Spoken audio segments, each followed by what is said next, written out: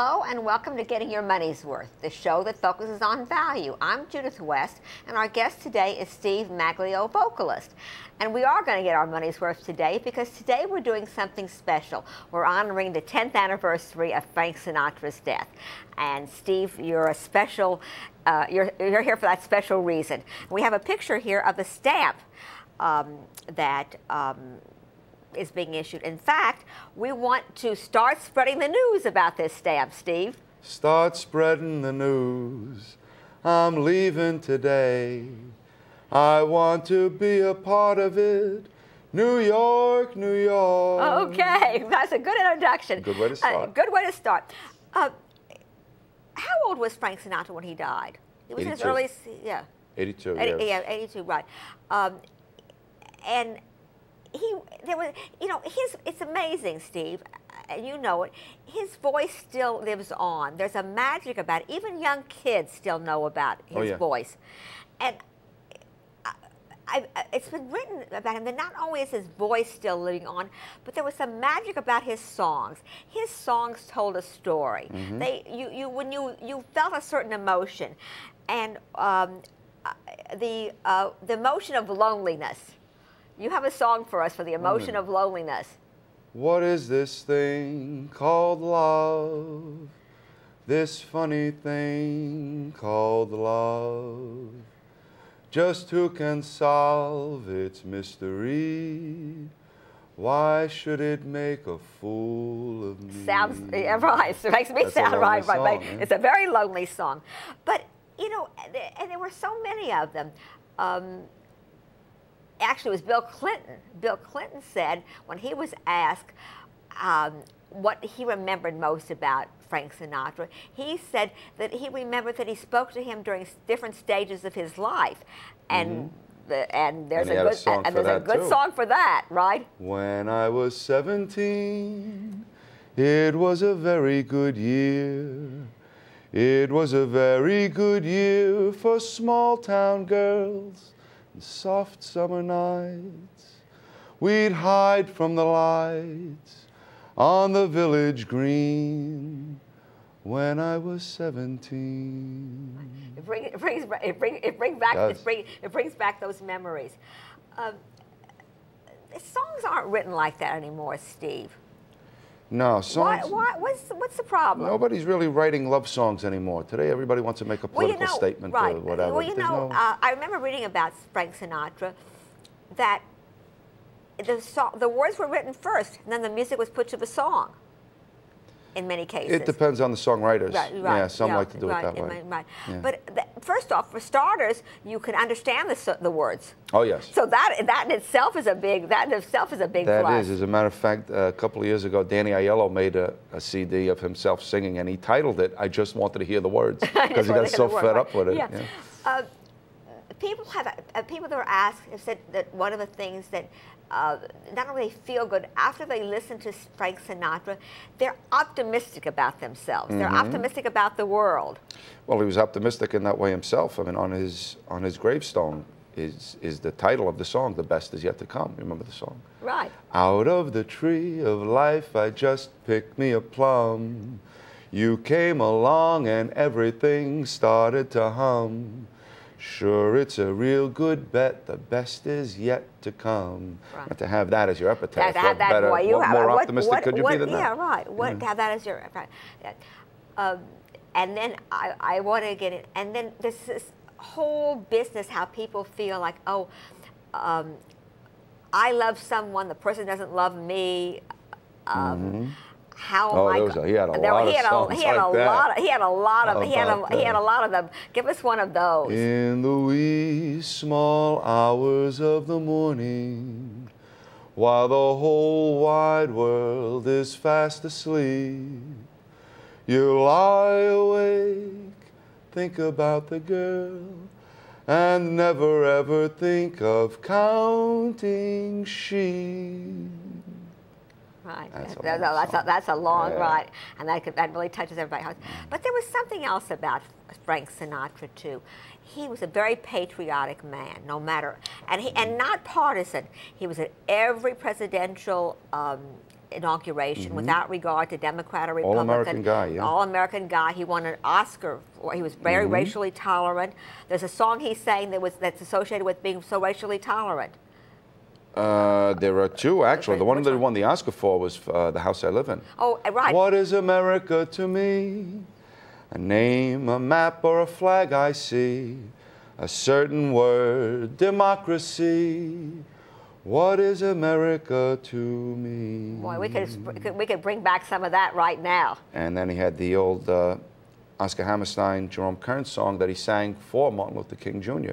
at a rally.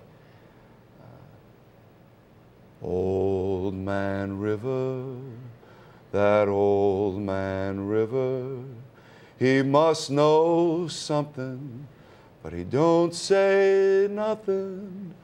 He just keeps rolling. He keeps on rolling along. That's an anthem. That's really right. That's really an anthem. You feel like you want to stand up and salute. Really, yeah. Just after you hear those last things, you feel like you want to stand up. Frank Jr. tells the story of seeing his father on stage singing that to Martin Luther King and seeing tears coming down his face. Yeah, I can imagine. It had to be a touching time. But you know, there was something else special about Frank Sinatra too that we can certainly use in this country today. He belonged to the working class and he belonged to the country club.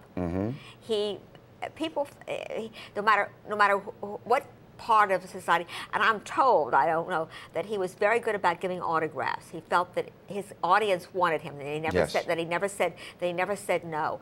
But to have this ability to cross over so many classes of people, it was a special quality. And I think he had a song. He had a song for his audience too. He had a song. What? You're just too marvelous for words. Like glorious, glamorous, and that old standby amorous. Right. And you know something? He was, I think you're the one that told me, he was one of the first on the air. He wasn't timid about asking women to go to Oh, no, not at all. He had quite a few. He had quite a few women, songs for the time. For his time. And the one that he really said when he wanted to take them away, what did he say? First one that comes to mind to me. Right. Come fly with me, let's fly away. If you can use some exotic booze, there's a bar in far Bombay. Come on, fly with me, let's fly away. But then he was also able to be traditional. Love and marriage go together like the horse and carriage. This I tell you, brother, you can't have one without the other. I think we, you know what, Steve? There have been so many wonderful songs that you've given us a flavor for. Tell us a little bit about how you got hooked with Frank. We had just moved from East Harlem up to the Bronx. It was in 1966. I was just shy of 8 years old. And because I was the new kid on the block, I had to walk back and forth to school alone for the first few days until I got to meet people. And there had been a Sinatra special on television. And after the special was over, my brother started playing an album, A Man and His Music. It was the only Sinatra album that we owned at the time. And I heard Frank singing My Kind of Town. And the tune stuck in my head. So now every day, My Kind of Town? Chicago is My Kind of Town. Right. So when I was walking back and forth to school, I would sing the song to myself just to pass the time because I was alone.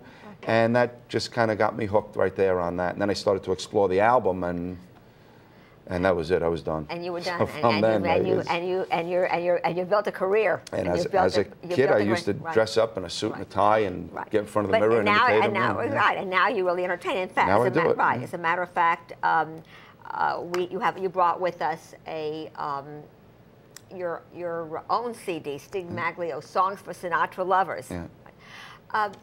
Do you have a favorite song? That's a question that's asked a lot of me, and I really can't. I would have a hard time picking 20 favorites. Really? It was hard enough for me to pick 11 to put on there, but if I had to, I'd say those would probably be my 11 favorites. Right. So how does this one start?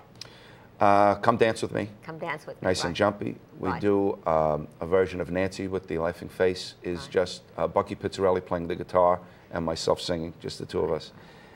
There's also Cycles, which is a song a lot of people don't remember too much about him.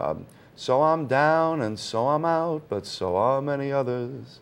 Right. And Girl from Ipanema, with Antonio Colas Beams. It's a nice mix.